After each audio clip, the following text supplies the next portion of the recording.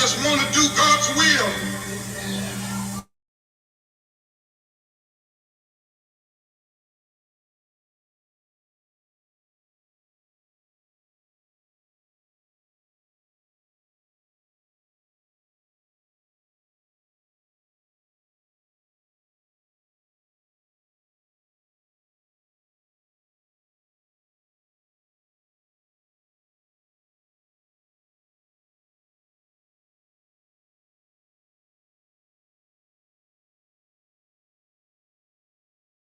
Mine eyes have seen the glory of the coming of the Lord. That's one small step for man, one giant leap for mankind. People will return to the people, and so long as men die, liberty will never perish. Soldiers, don't give yourselves to brutes, men who despise you, enslave you, who regiment your lives, tell you what to do, what to think, or what to feel, who drill you, diet you, treat you like cattle, use you as cannon fodder. Don't give yourselves to these unnatural men, machine men, with machine minds and machine hearts. You are not machines, you are not cattle, you are men, you are men, you are men.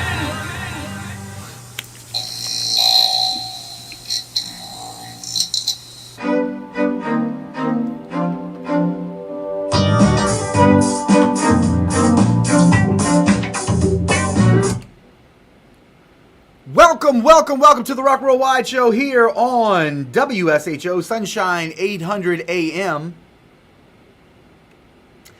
I am your humble host, Trey Roberts. Glad you joined us. Hoping you'll stay with us all throughout the next hour.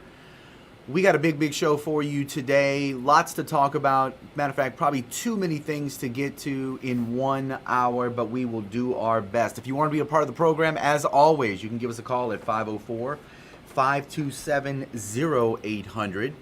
You can go to WSHO.com, as I am doing as we speak. WSHO.com. Scroll down the page just a little bit. Not a whole lot, just a little bit. And there you can log into the chat room. Remember, there's only a spot there for about 10 people. So if you're going to jump into the chat room, get in, make your comment, get out. Just please, we always ask, just be germane to the topic at hand. As I said, got a lot to get into today. This is going to be kind of like a debunking version of the Rock Worldwide Show. Also, by the way, you can go to Facebook, Twitter, and or YouTube. You can go there by just type in the Rock Worldwide Show, or just do @KingdomUseful. Not to be confused with @KingdomUseless. That's a whole different Twitter handle. @KingdomUseful, you'll find me there, and you'll see very quickly that I have a face for radio. So yeah, this is going to be the debunk edition. I got my boy in the house. Kenny Black is sitting here in the studios downtown in the palatial WSHO 800 AM studios overlooking the CBD and the French Quarter here in New Orleans. He's off camera. For those of you watching, he's right there. So there's a little extra juice in my giddy up this morning, having him in the house. So let's get into this. We got a lot of fake news stuff, a lot of debunking. The news. This is one of the shows that I'm glad to do because I get a chance to more or less like set the record straight on some stuff that's being put out there. But at the same time, I hate doing a show like this because for my more conspiratorial minded brethren, this is going to be one of those shows where the whole hour you're going to be like, yep, see, told you. So I'm glad to be of service in doing a show like this, but at the same time, I know that this is going to be one of those shows that for some of you out there, this is only going to serve to embolden, to steelman many of your own arguments. And if there's anything that I hope to try to do and to be a service to this genre of media, to this medium of communication to you, is the Rock Worldwide Show just wants to be a place where we can truly be sober-minded together, where we can think well about theology and about what's going on around us, and our own. You know, it's often been said that the enemy is the inner me. And so if we can think well about issues that we see reported to us, I mean, everything that just flies to us via our phones, everything that comes to us in a 24-hour news cycle. I mean, there was a time when, like, some of the things we talk about here on the Rock Worldwide Show, that would be something we could talk about for the next 3 weeks. And any of these things that we talk about today is going to be things that could have been a 3-week episodic version of our program, and today we try to give you a minute or two on it because there's just so much of it going on. So let's endeavor to do the best that we can to think well about this, but not just to think well. You know, I went to a coffee shop today and in Algiers, and I'm wearing a T-shirt that says Christ privilege, and I get it. It's kind of an incendiary. You know, it kind of seems a little in your face. And, you know, this blue-haired, multiple pierced, tatted up lady who was serving me, she commented, she said, "Oh, Christ privilege, huh?" I said, "Yes, ma'am." She said, "What's that all about?" I said, "Well, as someone who's a follower of Christ, I get the privilege of dying to self every day. Of every day picking up my cross and living the crucified life like Jesus did. Every day I get to serve people who are otherwise outliers in our society. And I get to show radical, forgiving, self-sacrificial love to everybody, including my enemies." And she looked at it, and I just stopped and I just looked at her like without a smile or with anything, just dead-faced. She goes, "Oh, here's your cortado."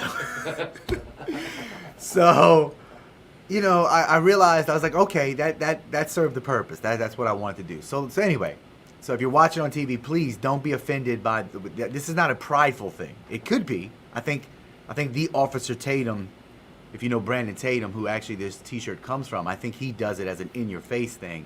I decided to use it as a flip thing to give a more theologically sound explanation of what I think it means to have Christ privilege. Anyway, back to this. Like the groundhog, if the groundhog doesn't see his shadow, then I don't know how I don't know how the legend goes. I guess if he sees his shadow, we get so many more weeks of summer or winter. I don't know, whatever it is. But like, if Biden doesn't see his shadow, is it really a recession? So news came out this week that the economy shrank again by 0.9% in the last quarter. And you might think that we've entered a recession, which has been commonly defined as an economy shrinking over 2 consecutive quarters. But that's the old way of thinking. I mean, there's all new ways of thinking. A recession would mean, and in the very word of it, would be that we don't use it any longer under President Biden. We're just not going to use that word. Recession means not having to say recession. The White House is denying all past statements from the White House officials who use the old forbidden definition. Quote, "No longer is that the definition," close quote, from press secretary this week. They even put out a special update on the meeting last week to prepare us, with the first line being, quote, "What is a recession?" Shout out to Matt Walsh. What is a woman? These things were easily identified at one time in our nation. So how do you catch a cloud and pin it down? You know, that's kind of like the philosophical questions we seem to be asking nowadays for these most basic of questions. The media is ready to carry the administration's water, as we all know. They've been doing this for a while. The Associated Press this week said, quote, "By one common definition, the economy shrinking for consecutive quarters, the U.S. economy is on the cusp of a recession." Yet, that's the definition. Yet that definition isn't the one, the Associated Press went on to say, that isn't the one that counts. Now, online encyclopedias and social media, they're following suit. The Wikipedia page on recession is getting furiously updated before our very eyes.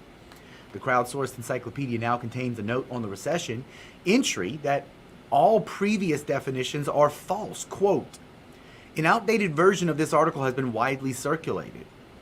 Please verify that claims or screenshots you may have seen are consistent with the actual content here. Close quote. Now, the economic historian Phil Magnus, great Twitter follow, by the way, the economic historian Phil Magnus posted on Facebook about the White House word games with recession and got a warning tagging it as false information and adding a fact check. Government is inefficient in most ways, but when it comes to coordinating with our social media oligarchs, it is a well-oiled machine. Even late-night host Conan O'Brien this week went on his Twitter and his official Twitter and said the White House now says it's only a recession if you see a salamander wearing a top hat. So it looks as though we're being gaslit into what we knew to be true doesn't seem to be so if it doesn't benefit. But I want you to remember, big orange man still bad. Orange man bad. Don't forget that. Orange man bad. Looks like this week the Federal Reserve is back up to their shenanigans. The Federal Reserve is desperately trying to bring down inflation for the Biden administration. They rolled out another big increase in their rate, 0.75 percentage point, and hopefully this has some real impact on our inflation, which rose by 9.1% in June. But don't worry. Biden is still considering extending the long pause on student loan payments. As Bloomberg puts it, quote, move aimed at appealing to voters under 30 before midterms. Well, I went back to school and I got some student loans, and so if he's extending my student loan payments right now, Mr. Biden, you do your thing. I told everybody, you cannot, if there's a D in front of or behind these people's name, I don't care where they're from. We learned this with Mary Landrieu here in Louisiana, and in West Virginia, Senator Manchin is no different. Manchin sold out, and he gets a win. Okay, if you remember, Biden tried to ram through a roughly $4 trillion spending plan, and Manchin basically was the only Democrat that prevented it from happening. It was a wild money hose that was basically going to just shoot money to every favored progressive cause, and moderates like Joe Manchin, and by the way, moderates should be in quotations there, and Kristen Sinema were lambasted for saying, hey guys, maybe this is crazy. Okay, now thank God for them because they stopped $4 trillion. So then Biden said, okay, $4 trillion might be too much. Let's try $2 trillion, right? Because if you can't get $4 trillion, you might as well try to get $2 trillion. It was a much smaller, pared down, basically the price of a latte today.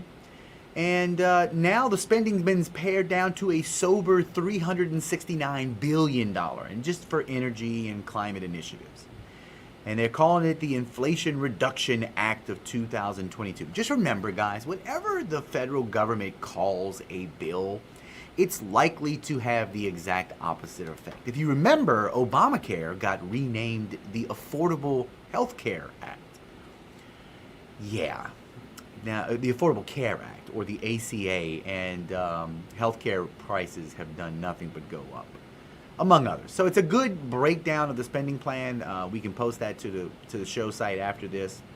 There's a lot of details on what potential breakthrough this would be for the climate. Basically none. But there's money to pay down the deficit as Manchin demanded here. Plus, funding for healthcare, incentives for private industry to produce more renewable energy, of which there's no market for, and funding to help communities hit by pollution. It imposes no new taxes on families making under $400,000 a year.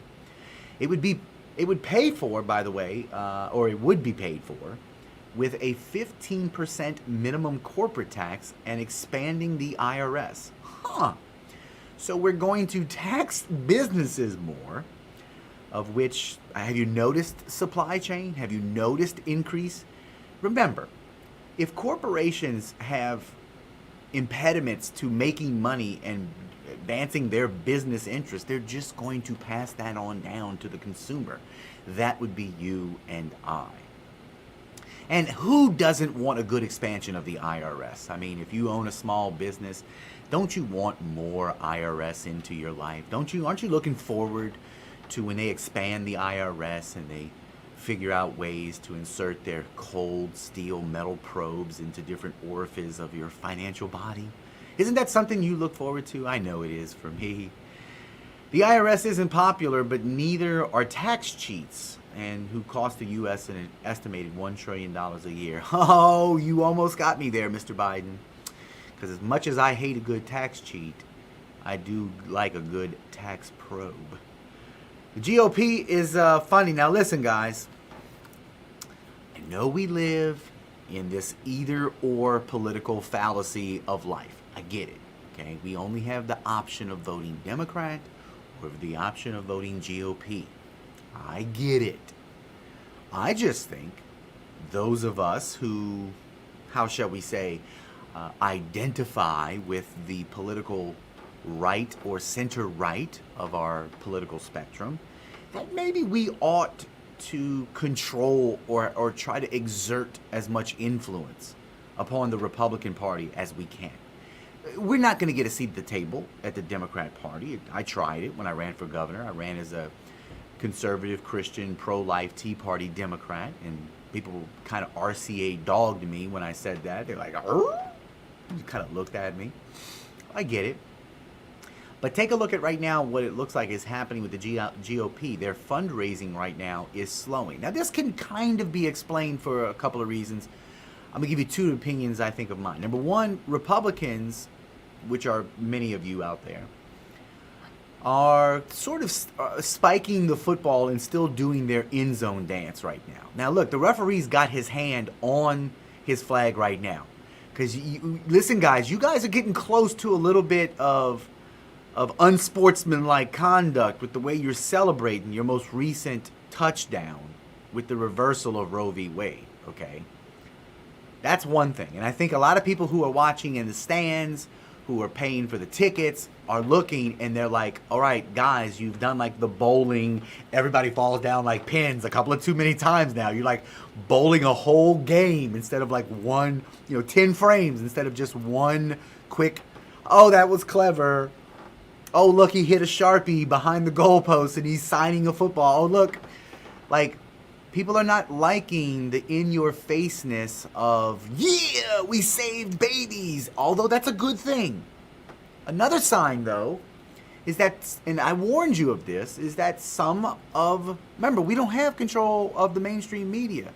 So they're going to put out fake stories. They're going to put out heartstring stories about women who had miscarriages, who under the law of their particular state had to carry around a dead baby for 2 weeks because she couldn't get, quote unquote, women's reproductive care.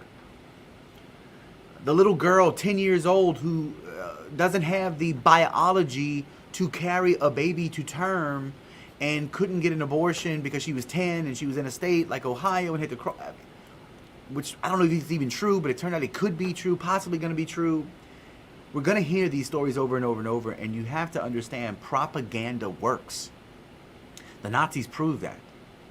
Propaganda works. You say a lie enough times, people begin to believe it. And it's going to have an effect. And another sign that the Republicans are suffering because of the hard right of our party's side of the wing of politics here, the hardline pro-life bills that are now being pushed through in states. Threats of banning IUDs, unpopular culture war stances like reviving bans on gay marriage. You know, here at the Rock Worldwide Show, we've said this enough times.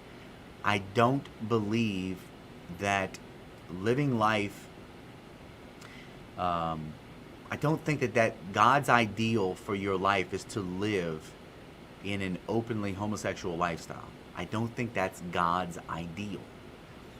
But I don't think that, like, somehow or another, that I think that there are some biblical, some biological evidences for what causes men to become homosexual. I believe that there are some horrific circumstances that cause women to get into lesbian relationships. These are complex issues. I don't think that you can just simply and easily go into the Bible and get a verse that it's in English. And listen, I realize from friends of ours, very close friends of ours who are married or getting married and openly homosexual, that this is going to be not a popular take. I understand to my Christian friends, this is not going to be a popular take. I get it. Like, we just kind of want to put facts and truth out there and think well, and at least be able to admit that these are not simple, these are not unnuanced, uncomplicated issues, and that having a conversation about them is not a bad thing. And as it pertains to what's happening in our political realm, this is affecting fundraising. GOP fundraising has dropped by 12%, and Democratic donations have surged 21%. And the polling folks at people like over at 538.com show that the Dems in a toss-up they've now made up ground so that it's basically a 50-50 shot that the Democrats can keep control of the Senate come the midterms. The Republicans are going to come in and we're going to have sweeping, filibuster-proof majorities has basically been wiped out. And here we are, the end of July. We got August, September, October. We got basically a quarter before we go to the vote in November in the midterms. So we can't let up the energy. We got to come with that energy that we had when we saw the Supreme Court case leaked. That, yeah, this is about to happen. This is decades of work to like fix the law and to save babies. We have to come with that energy over these next 90 days. And we've got to turn out to vote wherever you are. Like I said last week, if you live in Louisiana, you pretty much know that this is a conservative state. You pretty much know it's going to go red. You pretty much know that you're going to have conservative opportunities and options. You have to begin looking at other states where races are close, where they need people to call and phone bank and contribute financially. You're going to have to expand your efforts in your voting body politic. And you can't let up and think that, okay, we've accomplished it and we're done. Otherwise, you're going to have the crazy wackadoos of the activist left. They're going to riot over these next several weeks. They're going to continue to they're going to continue to say things that words are violence and violence is not. And they're going to go out there and they're going to continue to press. They're going to destroy property. They're going to burn things. They're going to you know what they do to activate their base. So don't be surprised when we see it. Now, we're going to row no boats here. Continuing with this abortion quagmire, okay, it's going to fuel. You have to be aware of this. It is going to fuel a lot of bad headlines for a long time. This week, case in point, how free are people to cross state lines for an abortion? Well, what are you talking about? You're not free to do that if you're on parole or probation. So think about this. If you're a woman who's caught up in the criminal justice system, you get out of jail, or you're on probation, maybe you're on parole, and you can't leave, like Georgia, let's say. In Georgia, if you're on parole or probation, you can't leave your state. So you become pregnant, you don't want to have a baby. You want to abort your child. Lady, you're wrong. Shouldn't do that, okay? The moral stance is good enough for me and the Rock Worldwide Show. I don't need fancy legal arguments. The moral stance is enough for me. But let's look at her situation. Abortion is still legal in the United States, even after the turn of Roe v. Wade. So she's going to want to go to a state, and states are providing funds so that she can come out and have an abortion. So having an act of abortion would be literal homicide in one state and totally legal in another. So if she leaves Georgia and goes to California, would Georgia get her on violation of parole or probation, and on top of that add a murder charge? because the only reason she left the state illegally was to go have an abortion. Listen, I know somebody real close to me that would say, good for Georgia. Good. I'm glad Georgia is taking it to that extreme in order to protect life. That this woman, if she goes to California, has an abortion, comes back to Georgia because she's on probation and parole, she should be hit with that violation, thrown back in jail, and then a murder charge put on top of that, and let her litigate that in criminal court. So we're going to be having endless scenarios like this, which for some people are going to hit them in this realm of like, what do we do? Maybe we should just, stop thinking about all-out bans, and maybe we should start thinking about this idea of viability. Maybe we should start thinking about, like in Europe, a 15-week ban, a 12-week ban, where, in those before, like, whatever the shortest realm of, I'm not saying that's what we should do. I'm saying that's what people are going to start arguing for. And because the argument of Roe v. Wade was basically won or lost on the idea of substantive due process, states are right now starting to go hard against gay marriage in a society that's basically moved beyond this debate. And it's leading to the type of predictable chaos and miserable personal situations. Listen, you may not have a lot of conservative, fundamentalist, evangelical churches where you have a lot of openly gay members, but you have a lot of people in those churches that have family members who are openly gay, and you're gonna open up a lot of people that it's division. In that regard, could you say that it's antichrist because it's division and not unity? Yes, but let's be aware. The Bible says to not be ignorant of the devices of the devil. Let's just not be ignorant. Let's be wise as serpents, but let's be gentle as doves. Glenn Thompson, a Republican congressman from Pennsylvania this week, voted against gay marriage. And then a few days later, he actually went to his son's gay wedding and gave the welcoming speech. These are the kind of things that are going to be seen as hypocritical. These are going to be the kind of things. Now listen, I can see Glenn Thompson as a Republican, as a politician. I can understand his reason for wanting to vote against the federal government's nationalizing and legalizing of gay marriage and voting against it. I get it. And I can also, as a father, understand why he would want to go and see and experience his son's wedding to another man. Those two things to very simple people seem contradictory. But I can understand how he would do that and not see it as hypocritical. Again, Republicans need to beware. The media is looking for stories to make them look like the caricature that they try to make them out to be. Republicans this week blocked a bill for veterans who have been exposed to toxins. Republicans, mostly as a group, voted against a measure that would expand coverage for veterans exposed to toxins and burn pits while serving. The measure, called the Promise to Address Comprehensive Toxins Act, or the PACT Act, was celebrated by veterans and looked good to go. So the failure was a surprise. Pat Toomey of Pennsylvania said, among other things, he didn't like how it would change prior discretionary spending on veteran care into mandatory spending. Again, simple untruth is far easier to sell to the public and for the public to digest than it is for complicated truth. This is the same thing with theology. This is the same thing with understanding the Bible.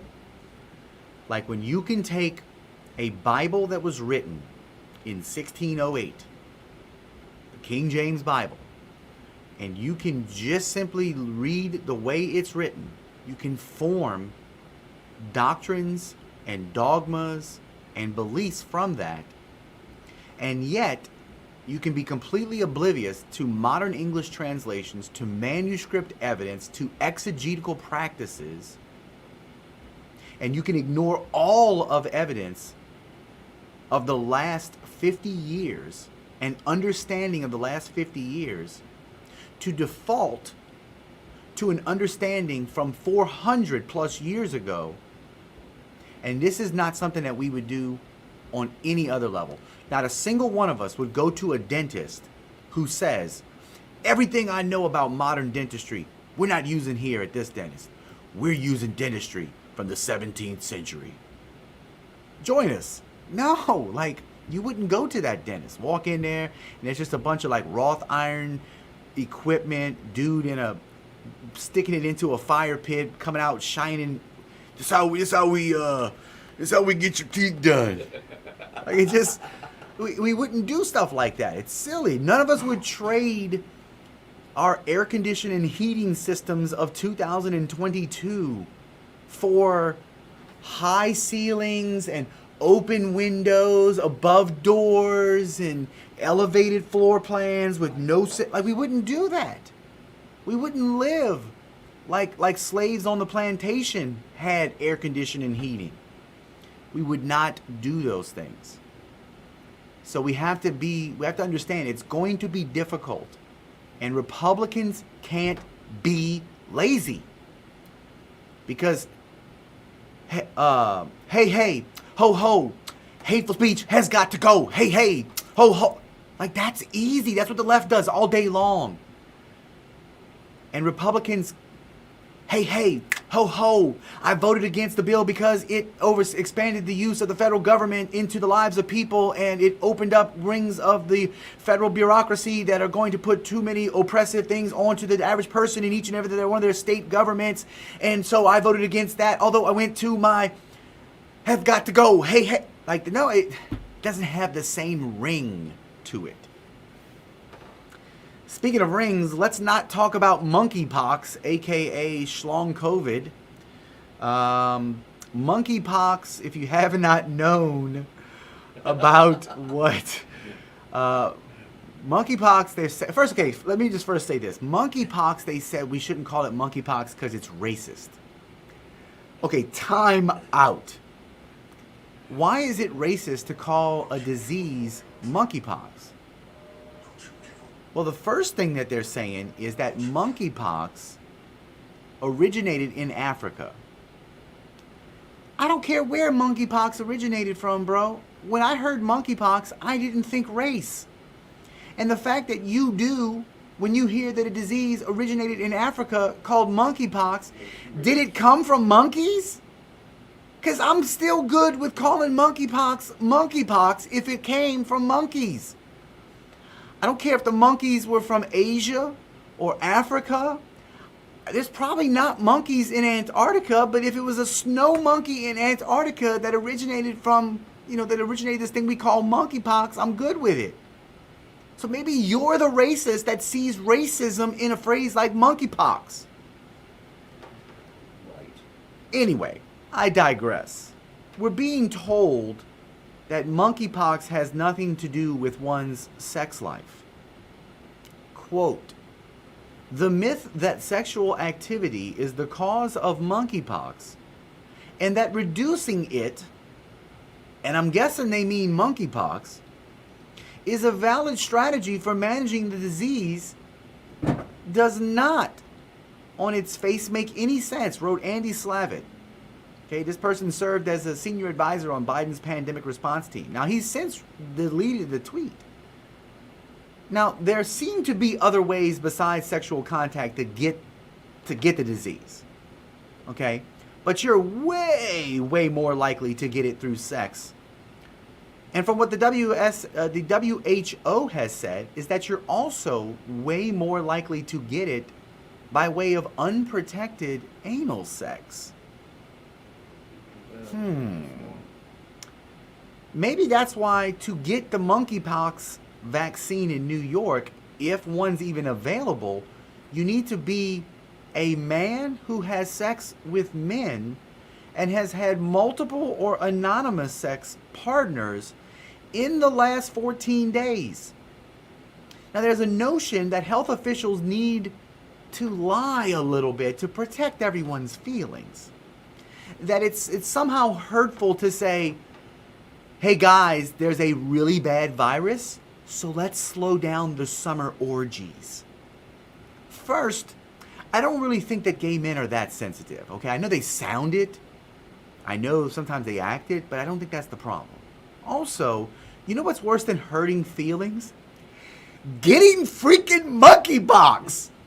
Okay, I mean, look, I'm sorry that the term now is basically illegal, but I'd just rather, even if they are gay, I'd rather them not get monkeypox regardless of how they can get it.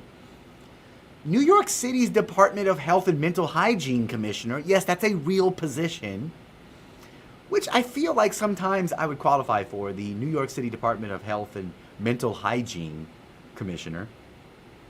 Quote, we have a growing concern for the potential devastating and stigmatizing effects.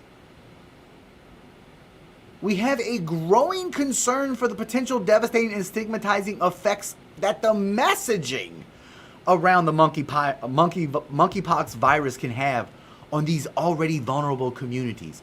Which vulnerable communities? The vulnerable communities to monkeypox? Therefore, I write to urge you to act immediately on renaming the monkeypox virus. It's a virus that manifests as horrible boils all over your body.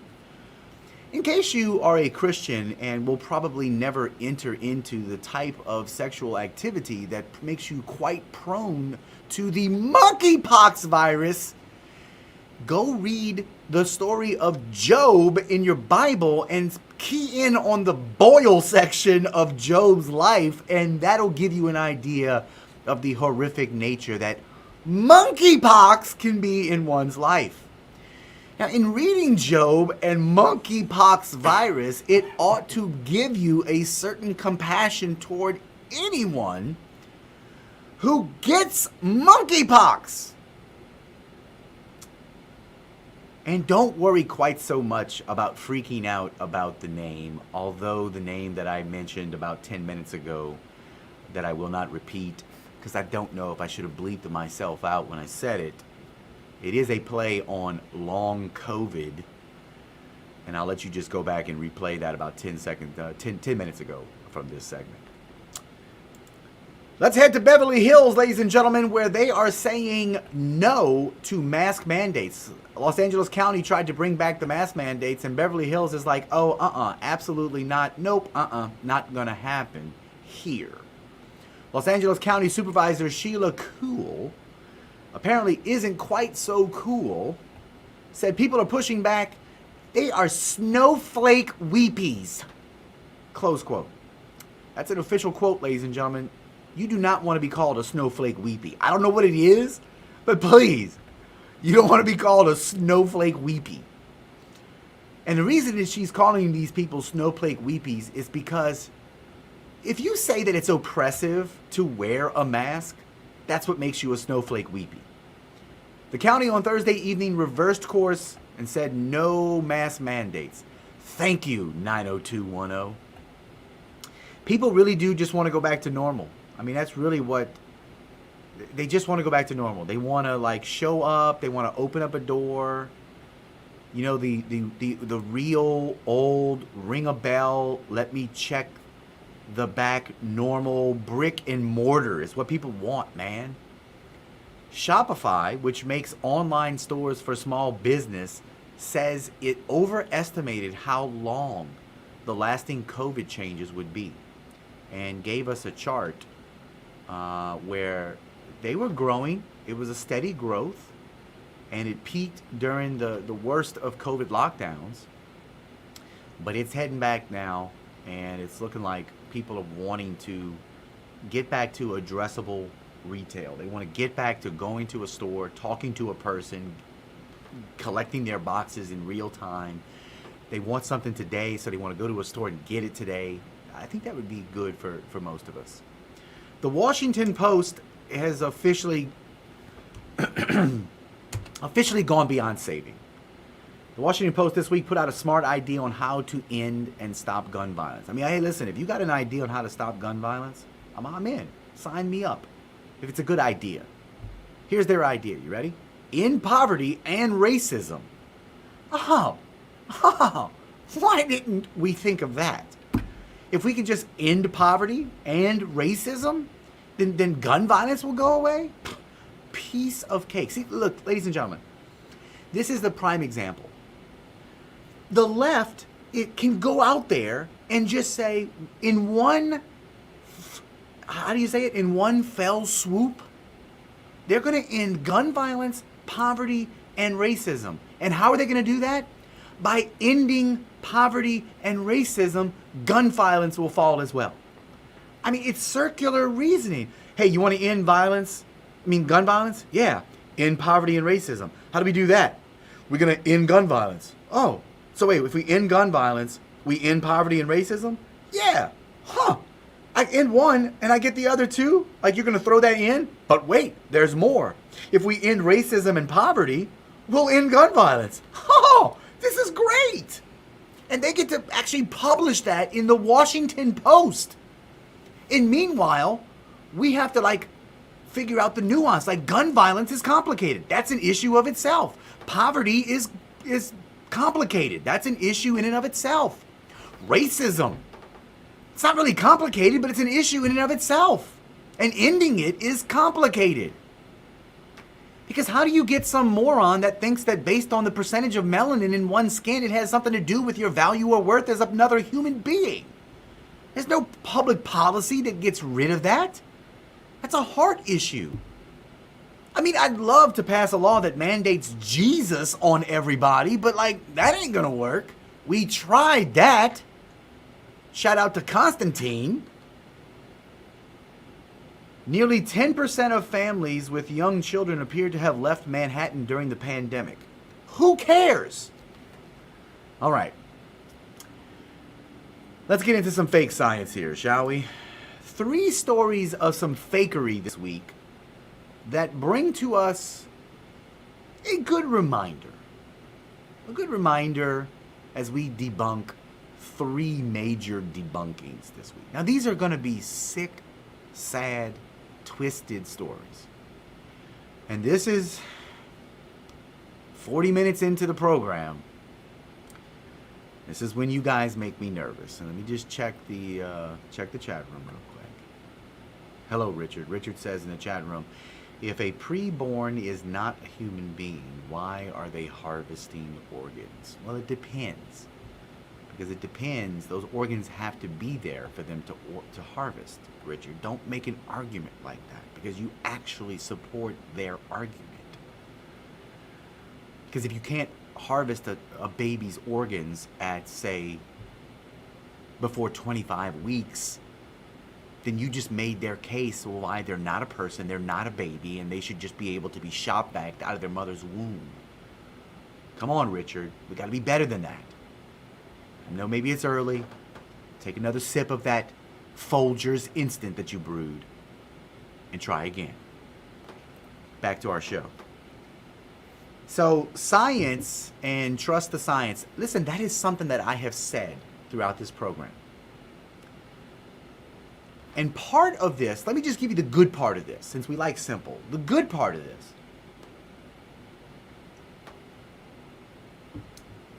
is that it's science that was able to find science fakery. That's good. I love my Bible. I'm addicted to studying my Bible. My Bible is not in somehow contradiction to science. I love science. I like both. I like when science does science-y things, and I love when my Bible does Bible-y things. And I like being able to do science-y things with science, and I love doing Bible-y things with my Bible. I don't like doing science with my Bible, and I don't like people that try to make the Bible do science-y things. So I would recommend not doing that. So here we go. First, depression seems to have nothing to do with a chemical imbalance. All that talk about how depressed people don't make enough serotonin. It's not really true, at least according to a new study. Now, before everybody runs out there and joins Scientology because we want to find and follow Tom Cruise, who told us this, because L. Ron Hubbard, who Scientologists believe is coming back soon, told us that there's no chemicals in the brain. According to this new study this past week, lead author Joanne Moncrief said, quote, "I think we can safely say that after a vast amount of research conducted over several decades, there is no convincing evidence that depression is caused by serotonin abnormalities." Close quote. That's not to say that depression is fake. And that's not to say that SSRIs do indeed seem to work for a lot of people. But now, no one is quite sure how.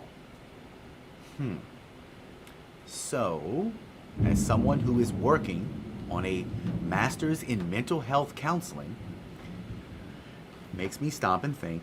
It makes me want to look a little bit more, a little bit harder, think a little bit more, ask some more questions, have some more conversations, and just really, because we should all be trying to help people. Let's not immediately jump off the bandwagon of the way we think about and have compassion for and empathize with people who are suffering from depression with the easy, nuanced, black and white debate of depression is just the greatest form of selfishness because you're only thinking about yourself. I don't think that helps anybody. Second story that came out this week, where we have to now question the science, is the theory that Alzheimer's, who my grandfather died from, and we believe, because we didn't do a post-mortem check on her brain, my grandmother on my father's side, the theory that Alzheimer's is caused by plaque in brain tissue is based on falsified images. Sorry, Michael J. Fox, and all of your shaking on television so that we could raise money for Alzheimer's research looks like has been all for naught, and it's grievous. Tens of millions of dollars in research funding and 16 years of scientists' time has been misdirected and relied on possibly fabricated results because of this shockingly blatant image tampering. The lead author of the early reports, Sylvan Lesney, a neuroscientist, an associate professor at the University of Minnesota, has stayed really, really quiet. And what it looks like has happened is that the whistleblower that blew the report, which is from Vanderbilt University neurologist Michael Schrag, in a bombshell interview with Science, laid out the findings that he made over a decade of industry-wide Alzheimer's research. And the fact that it may have been based on fabricated pieces of evidence should be alarming to everyone. Quote, "You can cheat to get a paper. You can cheat to get a degree. You can cheat to get a grant, but you can't cheat to cure a disease. Biology doesn't care." Close quote. Schrag's findings indicate that Alzheimer's research conducted by the University of Minnesota used images of proteins that were altered to look like something that they were not. No other explanation, quote unquote, to contradict that manipulation had occurred in the research. This is really sad for people who suffer and have suffered with Alzheimer's and have had hopes that research would change that. Third piece of science fakery. Puberty blockers absolutely have deep and irreversible effects. I know many of you right now just smacked your forehead and said, duh, because that's what we already knew. But there has been a study that came out and an added warning label by the FDA in early July that was very unreported by our media, that these puberty blockers include the possibility of the cause of brain swelling and the loss of vision. So much so that what we're seeing right now could be, we might be seeing the end of some of this pediatric gender care we could see this trend of it going. It may have peaked, and it may now be going the way of sober-mindedness, which is good, according to this host and this show. England has closed its pediatric gender clinics. So in another win against terrible science, the Tavistock Centre, England's top gender transition clinic for children, is closing. This is the result of long, hard campaigns by people who risked and sometimes lost their jobs, their privacy, and their reputation. And the closure is thanks in part to a damning report that found that children coming in with gender dysphoria were fast-tracked to medical interventions. The clinic saw a surge in young women and autistic children coming in expressing gender dysphoria, clinicians scared to push for a more restrained approach, and a lot of harm was done to children at that clinic. So this is a very positive sign with its closing. In the same week, Alison Bailey, an English barrister, won £22,000 in her discrimination case against her former employer after the tribunal agreed that she had indeed been punished by her workplace for being skeptical of new gender policies. Meanwhile, in America, we're going full steam ahead with medically transitioning children. How could drug companies pass up this opportunity to have such a large and lifelong new market of consumers? And talking about it is getting harder and harder here. The Associated Press this week released an updated style book recommending reporters no longer use the phrase biological male or biological female, nor differentiate between a trans woman and a natal woman in any way.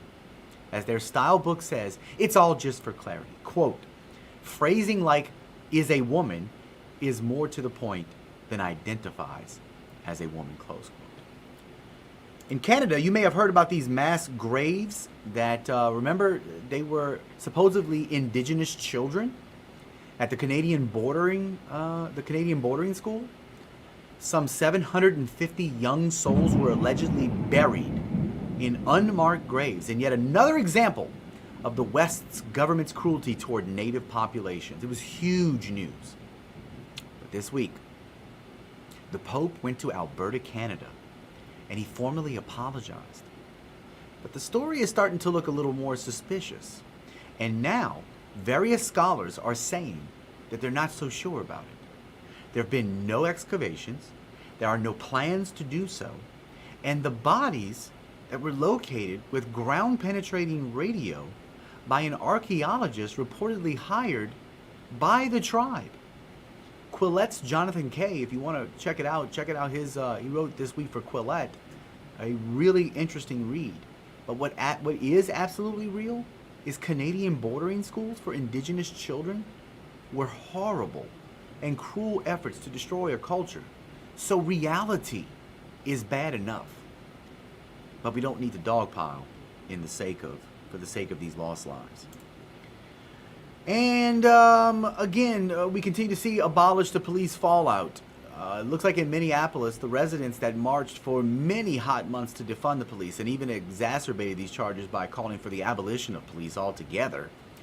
And that the police are all racist and that systems cannot be reformed, that all the cops, are bastards and they cried, and the number of police dropped with morale. Now that crime has gone up in the city and police are offering residents a special deal, groups can do buybacks and hire off-duty police privately for their neighborhoods. Now this should be an activist dream, right? I mean, none of these poor neighborhoods where police were allegedly, so hated to have to deal with these racist cops, they don't have to do it anymore. But in the nice rich neighborhoods, they'll just keep on patrolling. They'll just keep on patrolling, quietly and privately, and now the activists are upset about that. So think about this. In poor neighborhoods that need police, they want to abolish the police. So the rich people take the racist, oppressive police and hire them to come work in their neighborhoods. As a fellow poor person, if I was involved in and disagree with racist police, yeah, racist police, go get those rich people. But wait a minute, I need police. Hey, leaders of this movement, can we talk about this a little bit more? I'm in my house worrying about, I don't have a good job, because also in the city I can't get a gun, and there's no police. But the gated neighborhood over there, they have guns in their houses and police. I got robbed yesterday. What a quagmire we find themselves in. So, I don't know what they're going to do for that. Run from TikTok. Run from TikTok. Reporters are finally looking at TikTok seriously, and it's worrisome. Seems that the memo has gone out that not all declared it not racist to talk about TikTok. And I'm thrilled to see it. I'm alarmed by how bad the situation is, but I'm thrilled to see it. This week, tech blog Gizmodo reports that TikTok executives are working furiously to secretly downplay the app's connection to China. And BuzzFeed News found that 4 whistleblowers confirmed to ByteDance that the company that owns TikTok has already pushed secret pro-China messages to Americans and censored anything critical of the CCP. In a different app that it owns, TikTok's grip on American eyes is alarming, especially as elections approach. Hey, did you know that gender was made by white colonizers? Yeah, it's not, but there's apparently the only ethnic group who ever thought of men and women as different are Europeans. There's a kind of a funny but yet disturbing little story that came out in the curriculum in Portland, Oregon, in their school district, where children are now being taught that gender is something adults came up with to sort people into groups, and done so by white colonizers. And that's probably, and people wonder why parents don't trust schools anymore. Like in Maryland, a school district is telling faculty to support children on gender transitions, and also it may not be able to talk to their parents about it. So they're supporting kids not talking to their parents while the faculty supports children transitioning. In Manhattan, a middle school is asking students to go home and record any racist microaggressions that they notice at the dinner table. Meanwhile, districts across the country are facing teacher shortages. Yeah, buddy, education is in a sort of kind of way. Andrew Yang has started a new party. The one-time Democratic presidential contender, Andrew Yang, has paired up with former Republican Governor New Jersey Christine Todd Whitman to launch a third party. It's called the Forward Party. I kind of like Andrew Yang. I don't agree with everything he says, but I like his out-of-the-box thinking. And I like the idea of a third party in America.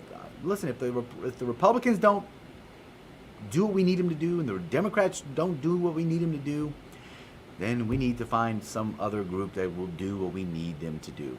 Their slogan is not left, not right, forward. Hey, I like that. That's what we want in our running backs. We want a running back who doesn't run east and west, who runs north and south. So let's go north, shall we? But alas, I think it'll be a pipe dream. Let me see if there's anything else real quick that I'd like to... Oh, this is an interesting story. We'll make this the last one of the day. Tucked away in a modest size home in Wales. As a Welshman myself, this was a quite interesting story. There is a guy that appears to have, over the years, collected seeds. There's a living repository of human history. On a 3.5-acre garden, Adam Alexander grows around 100 varieties of fruits and vegetables at any given time. The fertile ground contains the progeny of seeds scooped up from markets in from Aleppo, Syria, to Yangon, Myanmar, carefully stored inside his home in jars containing more than 500 types of heirloom seeds. At least 20 varieties of the ones that have gone extinct without Alexander's intervention. By some estimates, as much as 90% of crop varieties have disappeared, replaced by monocultural fields of corn, wheat, and soy. While nowadays a handful of varieties of corn, tomatoes, and other vegetables dominate the produce aisle, humanity once cultivated a wildly more biodiverse array of plants. In his forthcoming book, The Seed Detective, Uncovering the Secret Histories of Remarkable Vegetables, which comes out on September 29th, Alexander traces the origins and evolution of vegetables that have shaped human civilization. The book is a culmination of more than 3 decades of Alexander's efforts to save endangered heirloom scenes from around the globe, as well as the stories they represent. He's sometimes referred to as the Indiana Jones of vegetables. Unlike Harrison Ford's character, although he has no interest in pillaging treasures, only to let them rot in a museum. Well, thank you for joining us here on the Rock Worldwide Show, and we are done for today. Join us next week. Same bat time, same bad place, ladies and gentlemen. Remember to oppose progressivism wherever it rears its ugly head and illuminate the light of truth. We'll see you next time.